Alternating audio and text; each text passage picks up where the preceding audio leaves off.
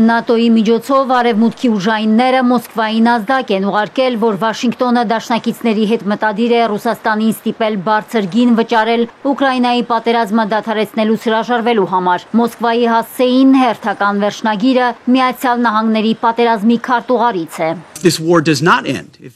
Եթե պատերազմը չավարտվի կամ խաղաղություն հաստատելու կարճաժամկետ հեռանկար չլինի, Միացյալ Նահանգներն իր դաշնակիցների հետ անհրաժեշտ քայլերի կգնա, որպեսզի Ռուսաստանը վճարի ագրեսիան շարունակելու դիմաց։ Պատերազմի դեպարտամենտը պատրաստ է կատարել այն, ինչին ունակ է միայն Միացյալ Նահանգները։ Կրեմլի պաշտոնական ներկայացուցիչը պնդում է, Ռուսաստանի Դաշնության նախագահը բաց է Ուկրաինայի հակամարտության կարգավորման շուրջ երկխոսության համար։ Պեսկովի խոսքով բանակցություններում դադարը եղել է Կիևի ռեժիմի դիրքորոշման պատճառով։ Ռուսական այսպես ասած սպառնալիքի դեմ հավաքական դիրքորոշում ունեցող Հյուսիսատլանտյան դաշինքի ներսում էլ լուրջ տարաձայնություններ կան Ուկրաինայի ինսպառազինության մատակարարման համար անբավարար ֆինանսավորման եւ դրոնների պատ ստեղծելու հարցերում։ Մոսկվային սպառնալիքները չեն կանգնեցնում, միջազգային հանրությունը տարակուսանքի մեջ է, իսկ Թրամփը հիասթափված։ Միացյալ Նահանգների նախագահն ակնկալում էր, որ Ռուսաստանն Ուկրաինայի պատերազմում կհաղթեր առաջին իսկ շաբաթում, իսկ դրա շարունակումն ըստ Թրամփի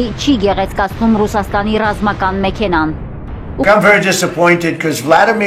Շատ հիասթափված եմ, որովհետև ես ու Վլադիմիրը շատ լավ հարաբերությունների մեջ էինք, միգուցե հիմա էլ։ Չգիտեմ ինչու է նա շարունակում այս պատերազմը, այս հակամարտությունը շատ վատ է նրա համար։ Պատերազմը շարունակվում է արդեն 4-րդ տարին, բայց նա պետք է հաղթեր մեկ շաբաթում։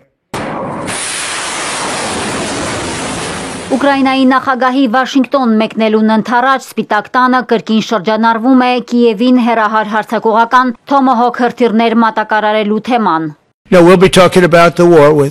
Քննարկելու ենք պատերազմն ու հարձակման գնալու Ուկրաինայի ցանկությունը։ Այս հարցով ես որոշում կկայացնեմ, բայց նրանք ուզում են հարձակման անցնել։ Դեռ հոկտեմբերի սկզբին էր Միացյալ Նահանգների նախագահը վերջնագիր ներկայացրել Մոսկվային, զգուշացնելով, որ եթե հնարավոր չլինի կարգավորել հակամարտությունը, Թոմահոք հրթիռներ կուղարկի Ուկրաինա։ Սակայն Թրամփը դեռևս չգիտի, թե Կիևն ինչպես է օգտագործելու այդ հեռահար սպառազինությունը։ Ռուսաստանի արտաքին քաղաքական գերատեսչության ղեկավարը մեկնաբանել է ամերիկյան հրթիռների մատակարարման հավանականությունը։